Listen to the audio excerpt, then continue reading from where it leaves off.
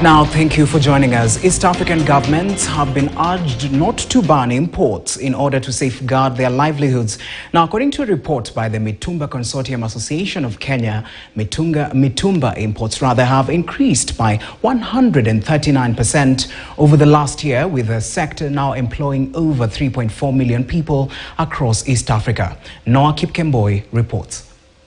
The second-hand clothing industry is a mainstay for many Kenyans, creating over 2 million jobs in Kenya and 3.4 million across the East Africa region. It is a sector which is incredibly jobs rich, and its ability to create more employment for people is almost unending. It can continue to create more and more jobs, more and more opportunities for employment in this sector. So we argue that the second-hand clothing sector is vital for the economic and social future of these countries. It will continue to provide more jobs in the future. The second-hand clothing sector is not just about selling used clothes. It represents a powerful force for economic growth, environmental sustainability, and job creation in East Africa. It is a sector that empowers millions of people, particularly women and young people. But the emerging sentiments of slowing down clothes imports in favor of locally produced is gaining momentum, with mitumba sector players warning of negative consequences.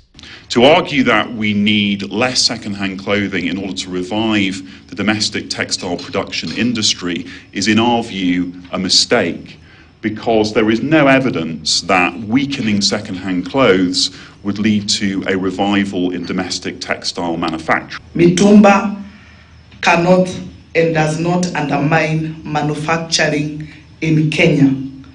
Our proposal as mitumba traders is that the government can continue to revive our textile industry, and mitumba can still continue.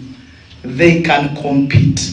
This way, we create a healthy competition as we also continue to protect the livelihoods of 2 million Kenyans. The study, dubbed the second-hand clothing industry in the East Africa community, called on the government to make significant investment in the second-hand clothing sector, modernizing local textile value chain. If you want to revive domestic textile manufacturing, then you need policies, industrial policies, capital investment in infrastructure that would lead to the long-term growth of domestic manufacturing. Compared to Kenya. And number two, in Kenya, if today they ban mitumba for manufacturing or local textiles, the truth is we do not have an existing local textile.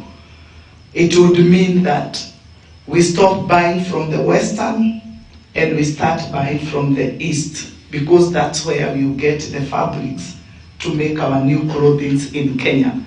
The sector defended itself after a rising anti-mitumba sentiment, which is gaining momentum on the heels of revamping Kenya's textile sector.